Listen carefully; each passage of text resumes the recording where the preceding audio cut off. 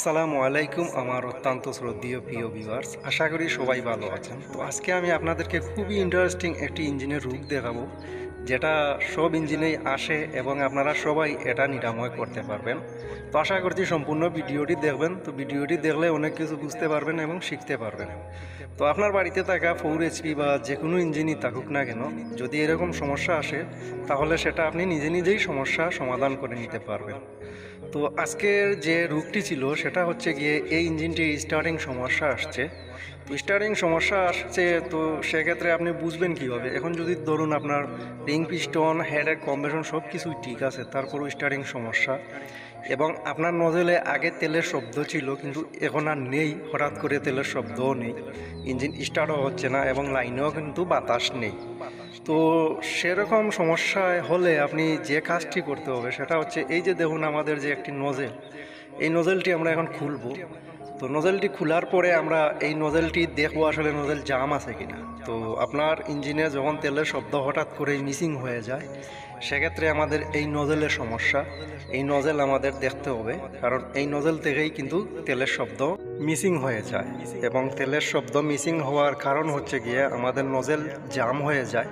তো nozzle jam হয়ে যাওয়ার কারণেই আমাদের তেলের শব্দগুলো মিসিং হয়ে যায়। তো আমার বন্ধুরা, আমি এখন এই নজেলটি খুলে নিলাম এবং এখন দেখবো আমাদের যে প্লঞ্জর আছে, প্লঞ্জরের তেলের প্রেশার কীরকম আছে বা তেলের প্রেশারে আমাদের হবে কিনা আমি একটু দেখে নিই।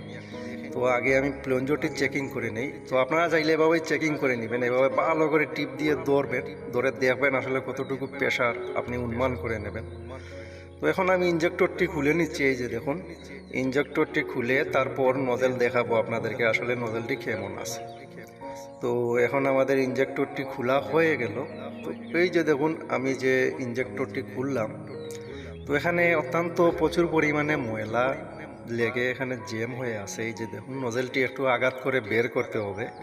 আর এই ইঞ্জেক্টরটি দেখতেছেন, এটা হচ্ছে গিয়ে 12 HP ডিজেল ইঞ্জিনের ইঞ্জেক্টর। আর এই ইঞ্জিনটি হচ্ছে গিয়ে আমাদের বর্তমানে এটা বিলুপ্ত হয়ে গেছে আমাদের সিলেট অঞ্চলে। এই ইঞ্জিনের পার্টস পাওয়া যায় না, এটা অত্যন্ত বেশি আগেরকার দিনের।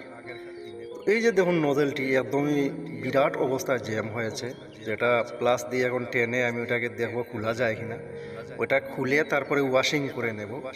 তো আপনারাও চাইলে ঠিক এভাবেই আপনার ইঞ্জিনের যদিও এরকম নজেল জাম হয়ে যায়, তাহলে আপনার বাড়িতে থাকা যে প্লাস আছে ওই রকম প্লাস নেবেন।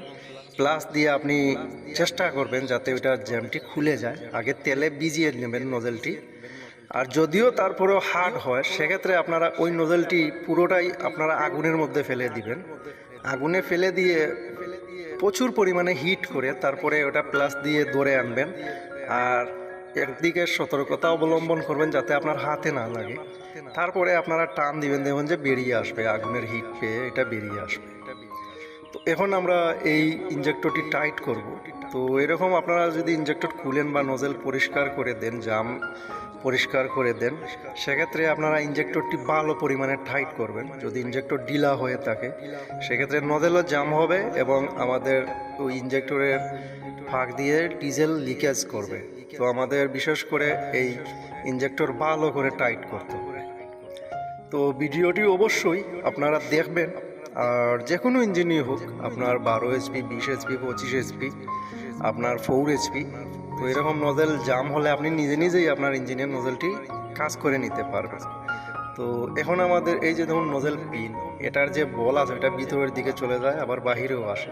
তো এটা আর কখনো যাতে ভিতরের দিকে না যায়, সেজন্য আমি একটা ঘরোয়া পদ্ধতি অবলম্বন করতেছি। এই যে দেখুন, এখানে আমি যে প্লাস দিয়ে বলটি বাহিরের অংশে এনে প্লাস দিয়ে ভিতরের অংশে চাপ দিয়ে জায়গাটিকে ছোটো করে দিচ্ছি, চারিদিক দিয়ে ঘুরিয়ে ঘুরিয়ে, যাতে আর বলটি ভিতরের দিকে না যায়।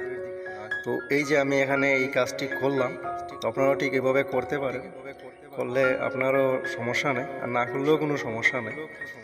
তো আমি এখানে আগে নজল পিন দিলাম, তারপরে স্প্রিং দিলাম। তো আপনারা এটা দেখে নিন, এভাবেই দেবেন। তো এইরকম কাজটি আপনি নিজে নিজেই করতে পারেন ইনশাল্লাহ।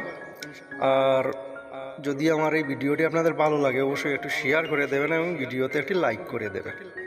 তো আমি আগে দেখতেছি তেলের যে প্রেশারটি আছে। তো এখানে আমি দেখলাম আমার প্লাঞ্জারটাও কিছু দুর্বল আছে, বেশি শব্দ হচ্ছে না, তবে যতটুকু পরিমাণ হচ্ছে এখন আমার এই ইঞ্জিনটি স্টার্ট হবে, আপনাদেরকে দেখাবো স্টার্ট করে। আর যতটুকু প্রয়োজনীয় কাজ আছে সবগুলাই কাজ এই ইঞ্জিন দিয়ে এখন ওনারা সেরে নিতে পারবেন ইনশাল্লাহ, আমি আশাবাদী।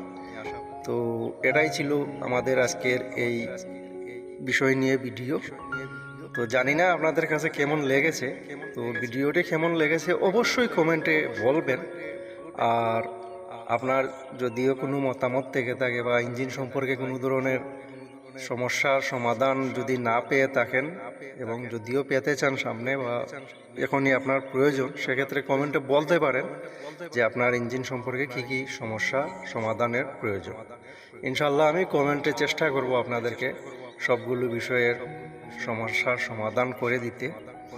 তো এখন আমরা এই যে দেখুন ইঞ্জেক্টরের যে ক্লেম আছে, যে এই ক্লেমটা ভালো করে টাইট করব। তো দুটি নাটকে সমান সমান করে টাইট করবেন, টাইট করে তারপরে আপনারা স্টার্ট করবেন। তো এখন আমাদের তেলের সেটিং শেষ, এখন ইঞ্জিনটি স্টার্ট করব। সবাই ভালো থাকুন, সুস্থ থাকবেন। আসসালামু আলাইকুম।